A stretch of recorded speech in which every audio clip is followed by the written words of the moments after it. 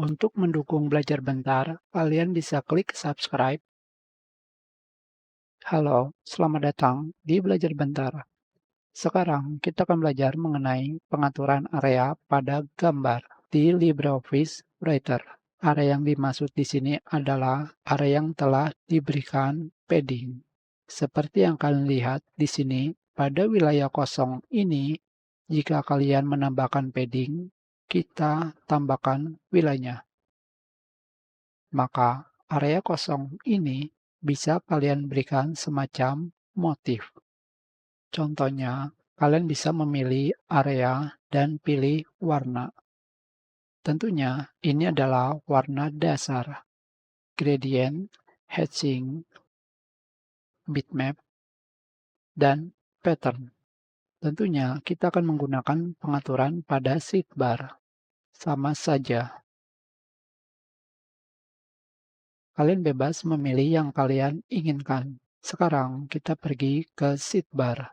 Dikarenakan pengaturan untuk area ini ada banyak dan berbeda, kalian bisa mencobanya sendiri yang kalian inginkan.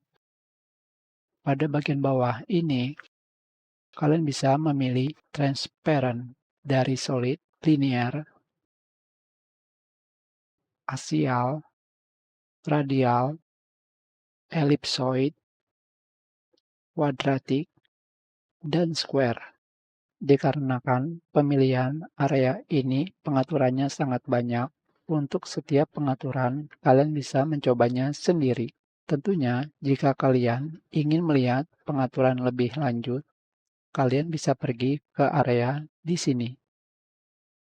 Di sini kalian juga akan menemukan pengaturan dari fill, color, gradient, bitmap, pattern, dan tentunya kalian bisa memilih motif yang kalian inginkan.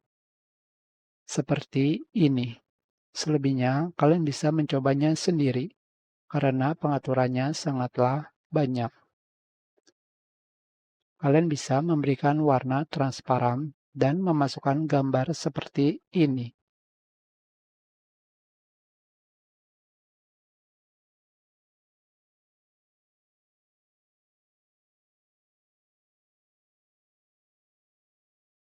Klik OK.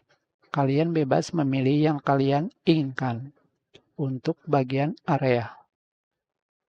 Kita sudahi pelajaran ini. Terima kasih.